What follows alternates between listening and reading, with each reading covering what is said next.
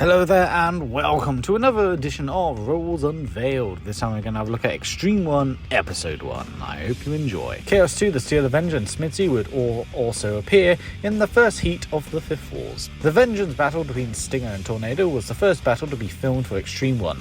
Due to this, several firsts took place. It marked the first time in the UK series that the original technical consultant Mark Irvin acted as a judge, also appearing on the panel in the concurrently filmed first season of Robot Wars Extreme Warriors. It was the first UK series battle to demonstrate Refbot's newly added countdown timer, although it was used to signal the end of the fight rather than count down either contestant. It was the first UK series battle to take place in the fifth incarnation of the Robot Wars arena, which would remain in use until the end of the classic run. Ahead of the Challenge Bout event between Behemoth and the Steel Avenger, a statistics board erroneously claimed that the Steel Avenger had lost the first rounds of Series 3 and 4, when it actually reached the second round and the heat final respectively. During Extreme 1 and Series 5 for that matter, there is a drop zone marker despite the fact that the drop zone doesn't exist. This is because the drop zone was actually intended to be used during Extreme 1 and Series 5 and any other subsequently filmed series.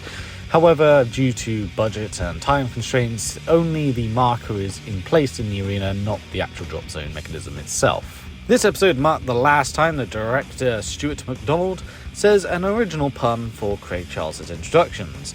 For this episode, the pun would be known as "Please welcome the Master of Mayhem," and therefore was used as the generic voiceover announcement at the start of all remaining episodes of the classic era. The battle between Stinger and Tornado was actually the initial All-Stars first round battle. Originally, Stinger and Tornado were to fight each other while Pussycat fought 3 Stakes to Heaven. However, for reasons unknown, this was changed. Despite this, the All-Stars battle is still shown right here.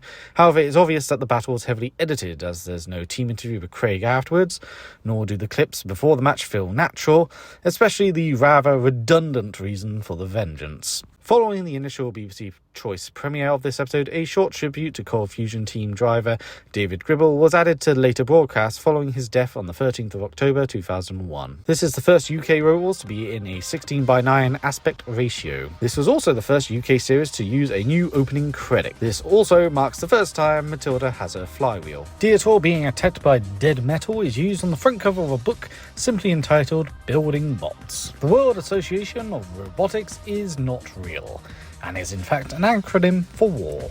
In Extreme 1/Series 5, Dietor was stated to have 50cc petrol engine, when in fact it was powered by a 36-volt electric motor.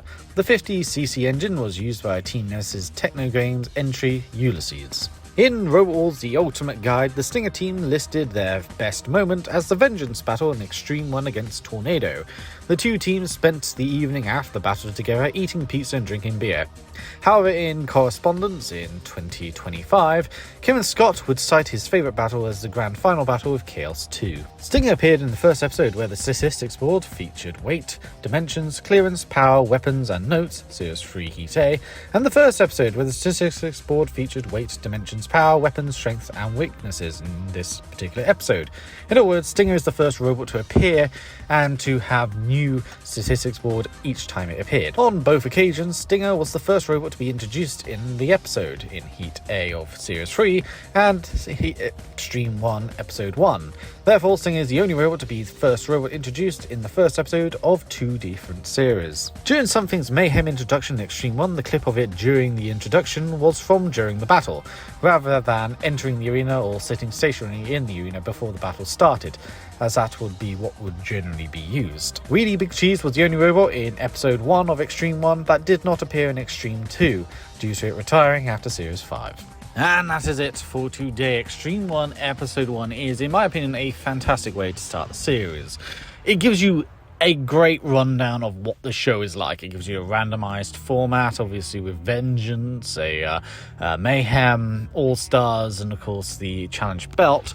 But each of the fights are unique and fun in their own right. You know, the first fight between Stinger and Tornado is a good, starter fight, so to speak, because you have two well-known robots, battling each other out, and both are doing the best to their abilities.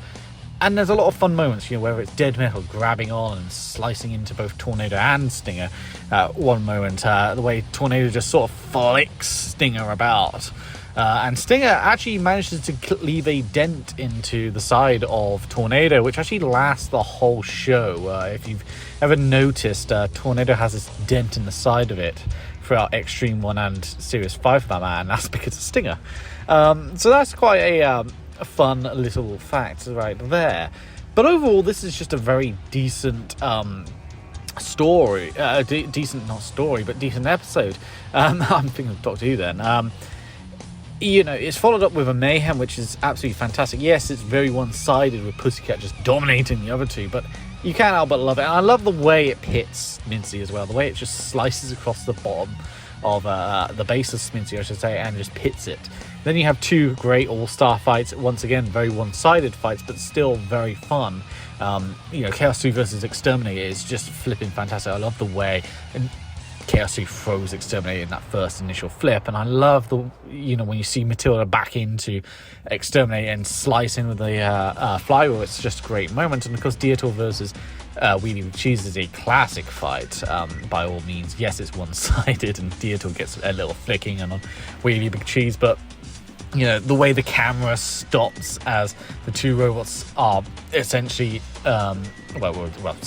Dietor is on top of Wheelie Big Cheese. The way they are presented and the way the camera is shot, it's just perfect. And the way the eye is missing and it just throws it in the air. I love that Dietor comes back to life with a little tail at the end. I think that was hilarious.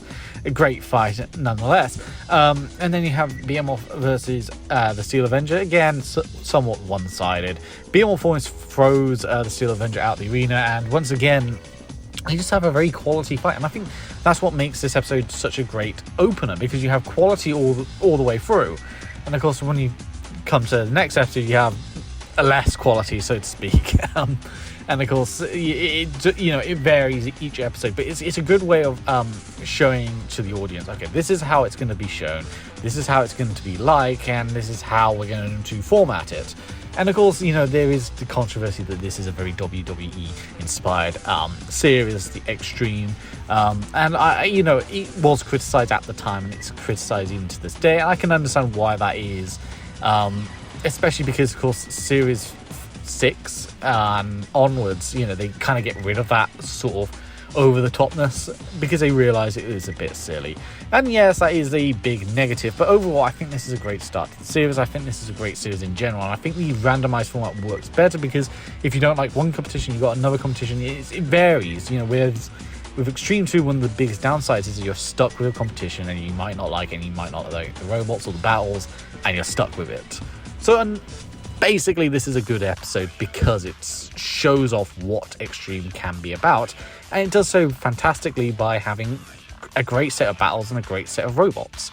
Recognisable, and overall just a really great way of introducing the series. So let's have a look at what we can get next time around.